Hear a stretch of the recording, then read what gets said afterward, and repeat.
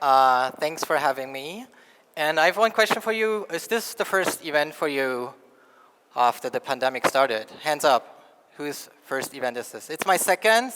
So it's good to see you. It's good you're here. Yes, I'll be talking about extreme sports and the Metaverse. So actually, it's a first for me today. It's the first time I talk about my career in professional sports. I was a professional rollerblader in the past years. Started in the 90s when I was actually 17, very late. And why is it that for the first time I talk about this? Because I felt in the past I was actually hiding that I was a professional athlete. When I applied for a job, I didn't tell people I'm an athlete. I have been an athlete.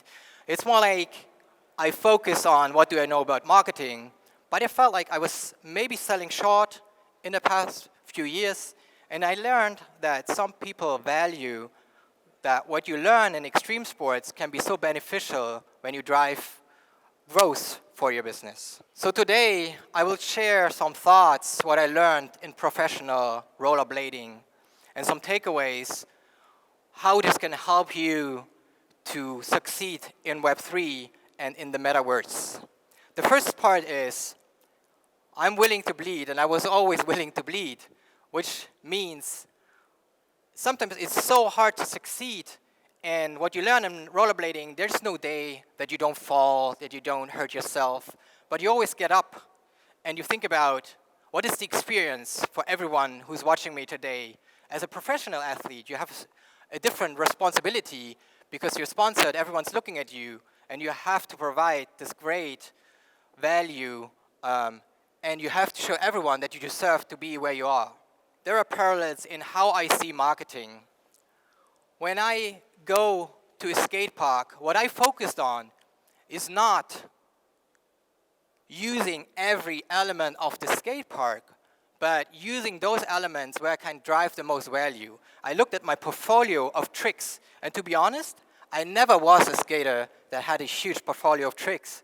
I had a small portfolio of tricks, but my strength was being very creative and brave and thinking, what if? What if I can lace this trick? In marketing, it's basically the same. So all the distribution channels, they are your skate park. And you look at that skate park and you're like, what distribution channels do I want to use?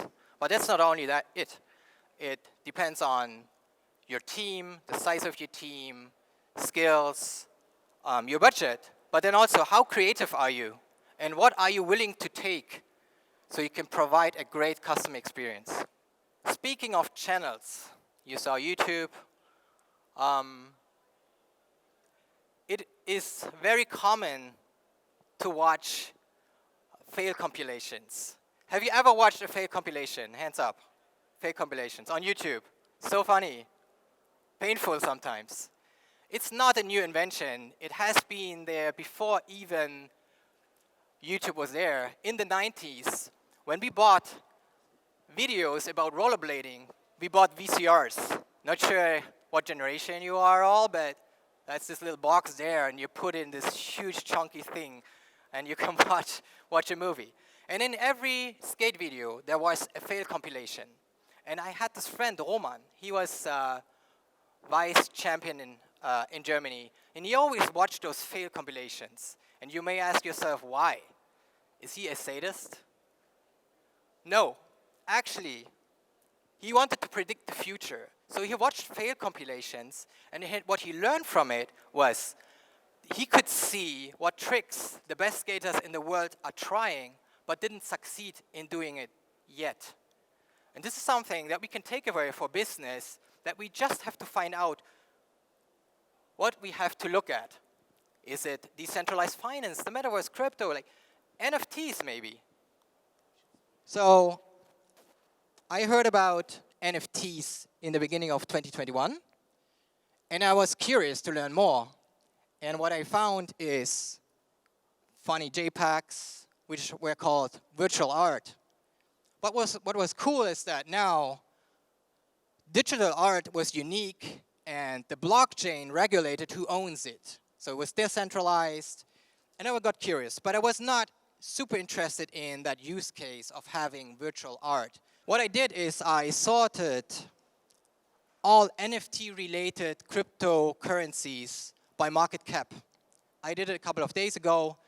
And what I found back in 2021 is that most NFT-related projects that have a huge market cap of hundreds of millions or billions, they are tied to the gaming industry.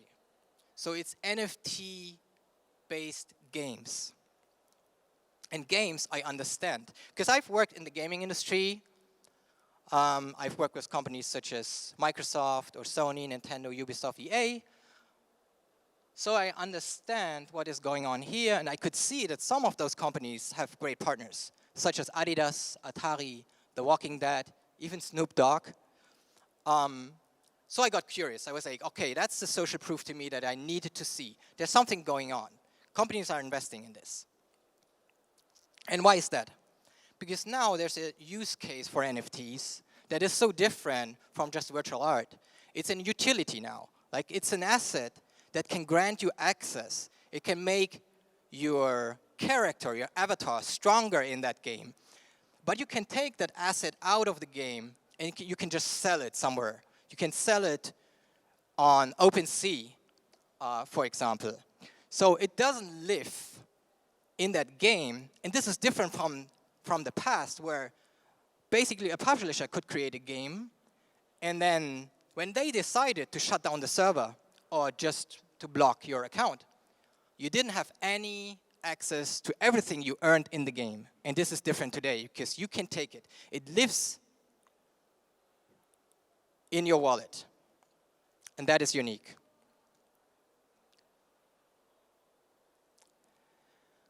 So a couple of days ago, I also took a look at Google Trends. It's another way to predict the future, maybe. And I saw here, this is when I did my research back in 2021 and tried to learn more about NFTs. And then something happened here, something on October 24th. Do you know what happened on October 24th? Say that again. I don't know. Maybe that's true. The launch of the Bored Apes, maybe. But something else happened. Facebook announced that they rebrand to Meta, and they called their new mission the Metaverse. And that is when the media got more interest, people got more interest.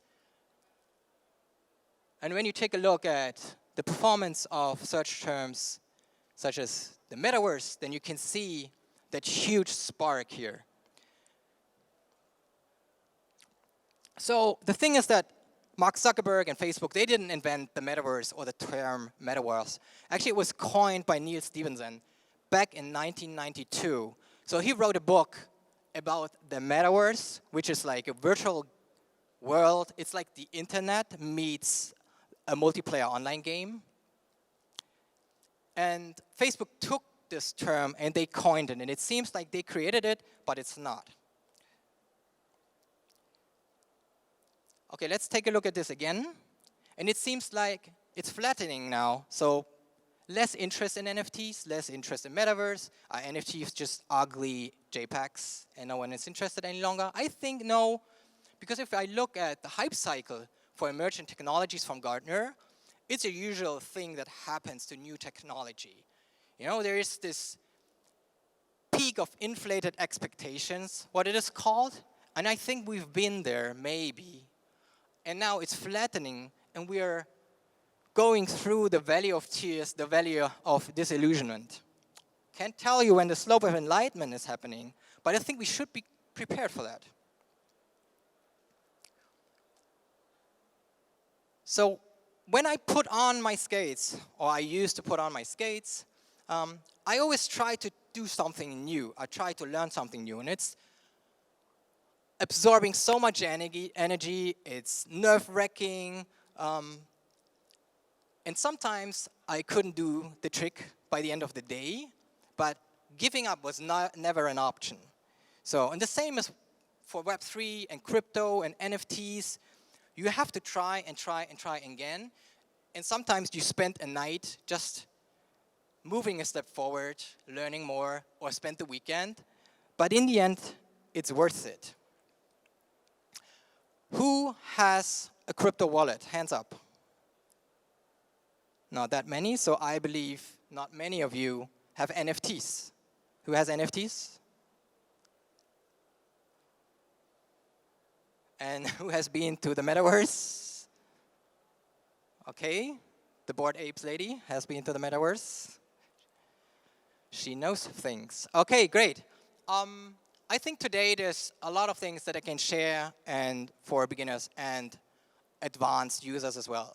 So a crypto wallet you use to send and receive NFTs and tokens. I use MetaMask. I think it's the one that's working with most of the platforms because it's not just something where you can send and receive crypto or tokens, but it's also something that you need to authenticate. So when you log in somewhere, you need your wallet address, and then also sometimes you need a specific NFT, but we're getting there.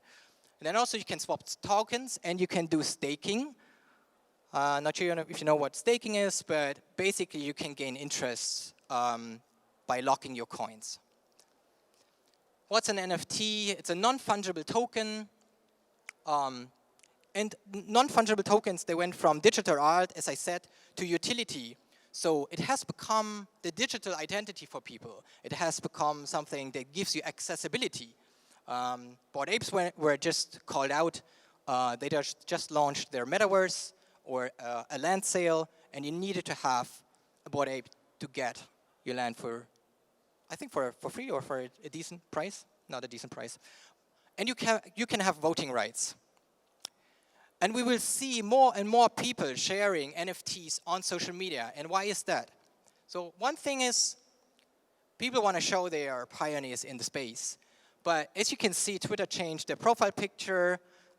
So whenever you have an NFT, you can make it your profile picture, and then your profile picture turns into a hexagon. So people immediately know that you have an NFT, you have a wallet, you are invested in crypto and the blockchain. They also changed their domain username. So Paris Hilton changed her name to paris.eth. That's an NFT domain. You can basically send cryptocurrency to parishilton.eth, and she will receive it. And then you will see NFTs in feeds. People will brag about the NFTs they bought and they sold. And then some of the platforms already have payment integrations. And that's just the beginning. Because in the future, I believe, the NFTs people own will define who they are. So to me, I guess, this is what's going to dominate the feed in the future, rather than your food porn or showing your luxury hotel. It's the NFTs that you can show people, and everyone will actually know you're a part of a club. You're a part of a community. You're a part of a community where you need to buy this 300,000 euro NFT maybe, or an NFT that's super limited, even though it was cheap in the beginning. Let me introduce you to a few projects. We spoke about the Bored Apes. They're super popular, and that's why Adidas teamed up with them, and they created an NFT drop and dropped 30,000 NFTs. They generated 20 million euro. And what's cool about it is that now people have time until the 11th of May to actually claim rewards. And the rewards are not digital. It's a hoodie, it's a tracksuit, it's a beanie. So you log in with your wallet and you get real things and have them sent to you. Not everything, however, went well with this drop. So first of all, some people that had apes, they should have been on some kind of like priority lane, which didn't work, so they stopped the NFT drop. Then also, one guy was, they say 160, but then some other guy says 660 NFTs. So one guy just minted 660 NFTs. And people assume it was a bot that did all the transactions. So people got mad about it, and there was some stuff that you could read on the internet. But I have to say, when you try to move fast and you try to be a pioneer, things break. And I think Adidas learned a lesson, but I think it was worth it. And it shouldn't block you from trying. I recently bought a luxury apartment, but not in Berlin, in the high street world. It's a virtual apartment that I own now, and I was recently able to move into my virtual real estate. To visit this metaverse, you need to have this NFT. You can't enter it if you don't for now. It's browser-based. It's VR-ready, so you can use it with your browser, or you can use a VR headset, but it's not mandatory. And then also people who bought this apartment, they don't sell it because they get rewards. So they get this egg. Not sure what's in it, but it will open in 40 days, and then I will know. And I maybe will have another valuable NFT. So people have to send users rewards so they stick and they stay and they keep the assets rather than throwing them on OpenSea and just sell them for cheap. Another one is this one. It's the Sandbox. It's a free-to-play experience. It's closed right now because it's still in alpha, but the alpha season 3 is about to start very soon. And it's super interesting because owners are rewarded. So you have your mission, and if you succeed in all those missions, you can get NFTs, and you can get sand coins. And one sand coin is worth €2 right now, or even more. I think it went up by 10% last night.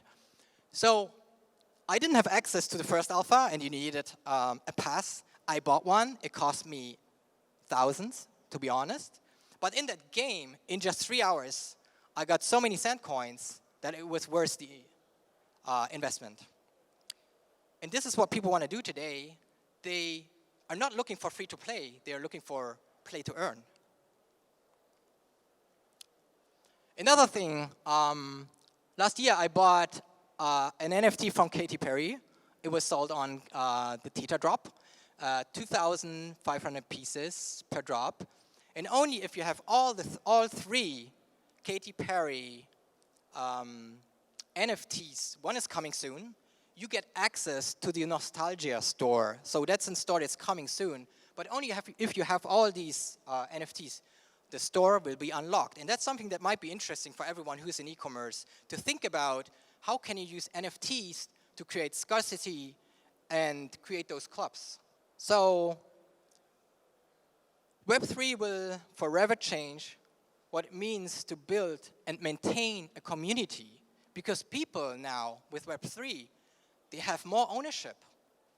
I told you, if I get that NFT, I take that out of my account, I put it on my wallet, I can take it everywhere. I can even maybe use it in a different metaverse. People are working on that.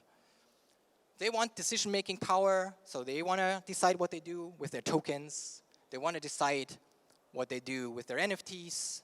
They want to decide if they keep their land, they keep their apartment, and maybe get rewards for it. So it's all about empowerment. And if we can deliver on that, and if we don't build these loyalty programs, Web3 based, then people will go somewhere else and they will look for more value somewhere else. And we will see there will be more power to the creators, because when we talk about creators these days, we talk about influencers. And these creators today, they will not only create videos or images, they will create assets, they will create NFTs, and they will generate revenue from these sales. I've played around in the metaverse and I'm excited about it, about the Sandbox. So I highly recommend, try this one out. It's free. Once the season 3 opens, you should be there. I tested all the tools they provide. They're all free. And my son built this football stadium, so it's super easy to use. And everyone can become a creator. So here are some tips that I have for you to build your own Web3 NFT project. One is utility. Think about beyond a nice image. Think about, what is the purpose of my NFT when I sell it? Will it give people access to rewards or a club? What's the roadmap? And make the roadmap public, because that's what people are interested in. What's coming soon? What are you working on? Why should I keep this NFT? Why should I invest? What are the rewards? Will there be airdrops? Build a community. You can fail. You can even be late and not stick to deadlines. But when you communicate to your audience via Twitter and Discord, these are mandatory, people will forgive you. You need social proof. Find your partners. You've seen with Sandbox, they have Adidas, I think even Under Armour joined, Warner joined, I think. And think about sustainability as well. The Ethereum blockchain is not very environmentally friendly, but there are others like the Polygon chain, which will reduce carbon emissions by 100x. So Sandbox is moving to the proof of stake system, and that will reduce carbon emissions. And then, of course, think about unique designs. Please don't jump on the train and publish one of these ugly JPEGs. So I'm soon coming to an end. I highly recommend that you drop a hammer. As a professional athlete, I've been to many tournaments, and I always thought about what's the value that I can bring to the people. It's not that I can do a million tricks and amaze people. So when I went to the World Championships in Amsterdam, I thought about, okay, what is it that I can do here? How can I make it to the round 3? Because that's the obstacle where I want to do my big stunt. So I had this all planned, and I have to shorten this a bit. But I made it to the 3rd spot, and I was able to drop my hammer, having a plan and focusing on impact rather than quantity. And the cool thing is that I found this, and it was shared in 2020, so 15 years after I dropped the hammer. It was still shared. People are still excited about it. And this is what I wish for you to have, is to create something that is meaningful and has impact. So please stay curious and get your hands dirty, because that's the only way you truly understand Web3. You need to have a wallet. You need to send maybe just one Matic token, which is worth €1, to a friend just to test it out. Dream big and think about, and not forget about, what if you fail? That's not the worst thing to happen. Think about what is the worst thing. And if you think, okay, it's worth the risk, then do it. And if you can't undo it, don't mind, because it's experimentation. And if in experimentation you know the outcome, it's not an experiment. So you should be willing to experiment. And think about the one thing that matters the most. What if? What if you succeed? Thank you. Thank you very much, Ben.